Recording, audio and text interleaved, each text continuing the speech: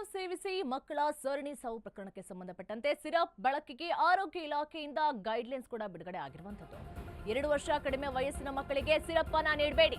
Calf syrup ಸೇವಿಸಿ ಮಕ್ಕಳ ಸರಣಿ ಸಾವು ಪ್ರಕರಣಕ್ಕೆ ಸಂಬಂಧಪಟ್ಟಂತೆ ಸಿರಪ್ ಬಳಕೆಗೆ ಆರೋಗ್ಯ ಇಲಾಖೆಯಿಂದ ಗೈಡ್ಲೈನ್ಸ್ ಬಿಡುಗಡೆಯಾಗಿದೆ.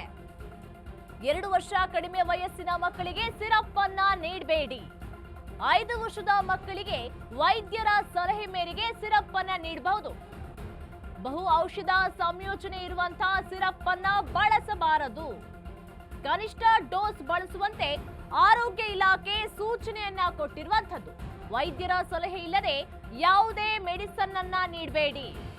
ಹಿಂದೆ ಬಳಸಿ ಉಳಿದಂತಹ ಔಷಧವನ್ನ ಬಳಸದಂತೆ ಸೂಚನೆಯನ್ನ ನೀಡಲಾಗಿದೆ.